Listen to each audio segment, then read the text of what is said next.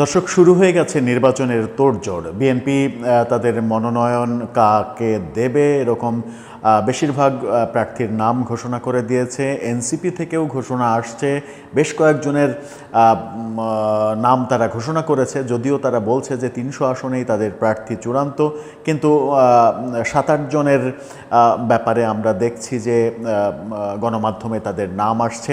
জামাত অনেক আগেই তাদের ৩০০ আসনে প্রার্থী চূড়ান্ত করেছে। এরকম কর্মযজ্ঞ যখন দেখছি তখন পর্যন্ত নির্বাচন নিয়ে একটা শঙ্কা তো রয়েছে। কিন্তু বিএনপি, জামাত, এনসিপির যখন মনোনয়ন নিয়ে তোড়জোড় চলছে তখন কি খবর আওয়ামী লীগের কিংবা জাতীয় পার্টির কিংবা ১৪ দলে যারা রয়েছেন তাদের কি খবর? তারা কি নির্বাচনের প্রস্তুতি নিচ্ছেন, নাকি তারা ধরেই নিয়েছেন যে আগামী নির্বাচনে তারা অংশগ্রহণ করতে পারবে না? কি ভাবছে আওয়ামী লীগ? আওয়ামী লীগের বিভিন্ন জায়গা থেকে, নেতৃত্বের বিভিন্ন জায়গা থেকে কি ধরনের সিগন্যাল দেয়া হচ্ছে? তারা কি এখন পর্যন্ত মনে করছে যে তাদেরকে ছাড়া নির্বাচন সম্ভব নয়, সুতরাং তাদের এক ধরনের প্রস্তুতি শুরু হয়ে গেছে ভেতরে ভেতরে? একটু আলোচনা করে বোঝার চেষ্টা করব যে আওয়ামী লীগ কী ভাবছে, জাতীয় পার্টির কী অবস্থা, আগামী নির্বাচনে তারা অংশগ্রহণ করতে পারছে কি না আদৌ, নাকি এই ভাবনাটা তাদের মাথার মধ্যে কোনো কাজই করছে না। থাকবেন পলিটিক্স টিভির নিয়মিত আয়োজনে।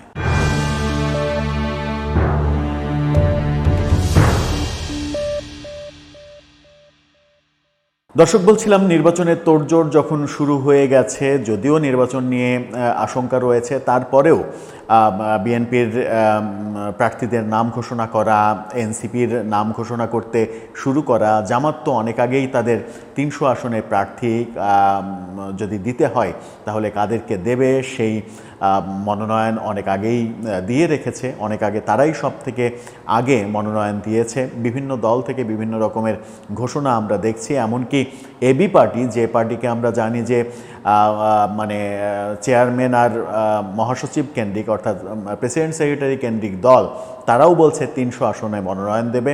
গণ অধিকার পরিষদ থেকেও বলা হচ্ছে ৩০০ আসনে তারা মানে নির্বাচন করার জন্য প্রস্তুত, যদিও শেষ পর্যন্ত তারা মানে কেউ বিএনপির সঙ্গে কেউ জামাতের সঙ্গে জোট করে ২-৪টা আসনে প্রার্থিতা পাওয়ার লড়াইয়েই রয়েছে। সেরকম লক্ষণ আমরা বিএনপির মনোনয়নে দেখেছি যে মানে নুরুল হক নূর সহ অনেকের জন্যই তারা বিভিন্ন আসন ফাঁকা রেখেছে।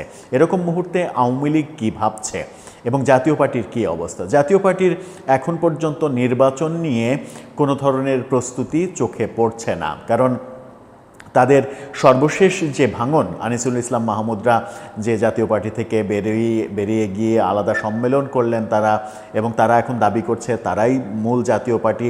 এরকম দাবি কিন্তু জাতীয় পার্টির এরশাদের আমল থেকেই আমরা বিভিন্ন জন বেরিয়ে যেয়ে মূল জাতীয় পার্টির দাবি করার ইতিহাসটা দেখেছি। এমনকি রওশন এরশাদের নেতৃত্বে আলাদা জাতীয় পার্টি হয়েছে, তারা পর্যন্ত এখন পর্যন্ত তারাই মূল জাতীয় পার্টি এই স্বীকৃতি নির্বাচন কমিশন থেকে পায়নি। আনিসুল ইসলাম মাহমুদরাও স্বীকৃতি চাইছে। সেই প্রেক্ষাপটে স্বীকৃতিটা শেষ পর্যন্ত আনিসুল ইসলাম মাহমুদদের যদি নির্বাচন কমিশন দিয়েও দেয় তবুও অবাক হওয়ার কিছু থাকবে না, এবং সেই জাতীয় পার্টিকে সরকার যদি নির্বাচনে আনে অবাক হওয়ার কিছু থাকবে না।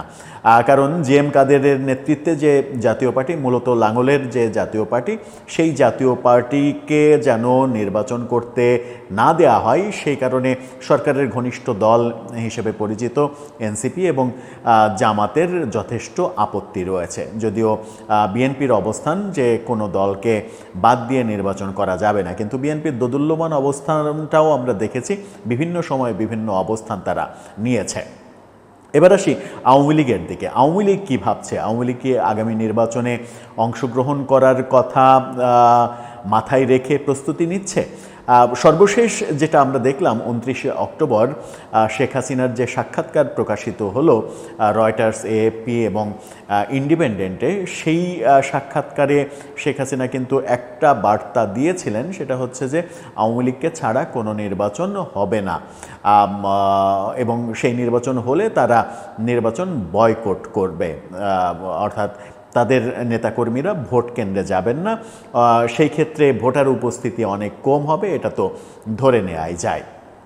সেটা সাক্ষাৎকারের প্রকাশ্য কথা, কিন্তু ভেতরের কথা কি? ভেতরের কথা মানে কি আলাদা নাকি একই কথা? ভেতরে ভেতরে ভেতরে আওয়ামী লীগ এক ধরনের প্রস্তুতি রাখছেন, এই তথ্য বেশ কিছুদিন আগে দিয়েছিলেন আওয়ামী লীগের মুখপাত্র হিসেবে মোটামুটি পরিচিত, আনুষ্ঠানিক না হলে অনানুষ্ঠানিক মুখপাত্র হিসেবে কাজ করছেন যিনি, সাবেক তথ্য প্রতিমন্ত্রী মোহাম্মদ এ আরাফাত।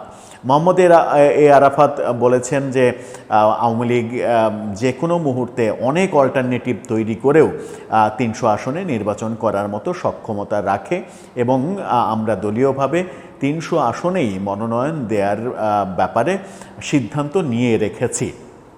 অর্থাৎ ৩০০ আসনে কারা প্রার্থী হবেন এই পরিবর্তিত পরিস্থিতিতে যদি আওয়ামী লীগকে নির্বাচন করতে দেয়া হয়, সেই প্রস্তুতি আওয়ামী লীগের রয়েছে বলে মোহাম্মদ এ আরাফাত বলেছিলেন। কিন্তু বাস্তবতা কি? মাঠের বাস্তবতা কি? মাঠের বাস্তবতা হচ্ছে যে ৩০০ আসনে যারা প্রার্থী হতে পারেন এরকম সম্ভাব্য কোনো নেতা এলাকায় নেই। হয় এলাকা থেকে অন্য এলাকায় আছেন, অথবা ঢাকায় আছেন, বিভিন্ন জায়গায়, কিংবা বিদেশে পালিয়ে আছেন। এরকম অবস্থানে আওয়ামী লীগের আদৌ নির্বাচন করার জন্য ৩০০ আসনে ৩০০ জন ক্যান্ডিডেট খুঁজে পাওয়াটা মুশকিল হবে। ক্যান্ডিডেট খুঁজে তারা হয়তো পাবে, কিন্তু যারা এমপি হওয়ার যোগ্য, মানে প্রতিটা আসনেই তো অন্তত ৩-৪ জন যোগ্য মানুষ থাকেন, সেরকম 3-4 জন পর্যন্ত কিংবা 10 জন পর্যন্ত নেতৃত্ব আমার মনে হয় যে আওয়ামী লীগের কোনো আসনে কোনো এলাকাতেই অবস্থান করছেন না, কারণ তাদের বিরুদ্ধে নানা রকমের মামলাবাজির ঘটনা আমরা গত 15 মাসে দেখেছি। সেটা সত্য হোক মিথ্যা হোক, তাদের নামে বহু মামলা দেয়া হয়েছে। এমন কোনো আওয়ামী লীগের নেতা নেই যার নামে একাধিক মামলা দেয়া হয়নি। সেটা আওয়ামী লীগের পৌরসভা চেয়ারম্যান হন, কিংবা উপজেলা চেয়ারম্যান হন, কিংবা ইউনিয়ন চেয়ারম্যান হন, কিংবা ইউনিয়ন মেম্বার হন, পৌরসভার কাউন্সিলর হন, কিংবা এমনি নেতা হন। মোটামুটি মোটা দাগে যারা মানে গোনার মধ্যে পড়েন যে সকল নেতৃত্ব, তারা কেউই এলাকায় অবস্থান করছেন না। যখন ডিসেম্বরের প্রথমার্ধে তফসিল ঘোষণা করা হবে, এরকম ঘোষণা নির্বাচন কমিশন থেকে দেয়া হয়েছে, তখন সেই সময়টা আসতে আর জাস্ট 1 মাস সময়। সেই 1 মাসের মধ্যে বাংলাদেশের রাজনীতিতে এমন কোনো বড় পরিবর্তন আসার কোনো মানে সম্ভাবনা নেই যে এই 1 মাসের মধ্যে অনেক কিছু পরিবর্তিত হয়ে যাবে। পরিবর্তিত পরিস্থিতিতে আওয়ামী লীগের নেতাকর্মীরা এলাকায় গিয়ে তাদের রাজনৈতিক কার্যক্রম পরিচালনা করতে পারবে। আওয়ামী লীগের কার্যক্রমের উপরে নিষেধাজ্ঞা তুলে নেওয়া হবে। তাদের নেতাদের বিরুদ্ধে যে সকল ভুয়া মামলা দেয়া হয়েছে, যেগুলো ভুয়া মামলা, কিছু রিয়েল মামলা তো আছেই, যেগুলো ভুয়া মামলা দেওয়া হয়েছে সেগুলো সরকারের পক্ষ থেকে পুলিশকে নির্দেশ দেওয়া হবে যে কোনো ভুয়া মামলায় কাউকে যেন গ্রেপ্তার করা না হয়। এই ব্যাপারগুলো এবং আদালতের ওপরের থেকেও এক ধরনের যে মানে প্রেশার, সেই প্রেশারটা তুলে নেওয়া হবে। জামিন দেওয়ার ক্ষেত্রে আদালত যেন মানে স্বাধীনভাবে কাজ করতে পারেন, সিদ্ধান্ত নিতে পারেন, সেই ব্যাপারগুলো নিশ্চিত করতে হবে। সেগুলো এই 1 মাসের মধ্যে আদতে বাস্তবতা নেই, এই 1 মাসের মধ্যে সম্ভব নয়। যেহেতু সম্ভব নয়, সেহেতু আওয়ামী লীগকে যদি নির্বাচন করতে দেওয়ার সিদ্ধান্তও নেয় এই সরকার শেষ মুহূর্তে এসে, তফসিল ঘোষণার আগের মুহূর্তে এসে, তবুও আওয়ামী লীগের নির্বাচন করার মতো অবস্থান নেই, কারণ তাদের রাজনৈতিক কর্মকাণ্ড একেবারে ভেঙে পড়েছে। সেটাকে গুছিয়ে এক জায়গায় আনার জন্য একটা বড় সময় দরকার। সেটা মিনিমাম তো অন্তত 6 মাস 1 বছরের একটা সময় দরকার, যদি তাদেরকে ফ্রিলি রাজনীতি করতে দেওয়াও হয়।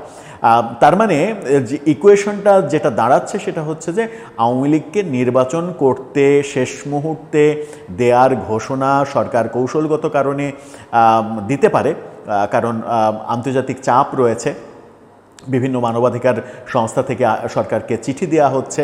সেরকম কারণে সরকার শেষ মুহূর্তে আওয়ামী লীগের কার্যক্রমের উপরে নিষেধাজ্ঞা তুলে নির্বাচনের জন্য যে নিষেধাজ্ঞা, সেই নিষেধাজ্ঞা তুলে নিতে পারে।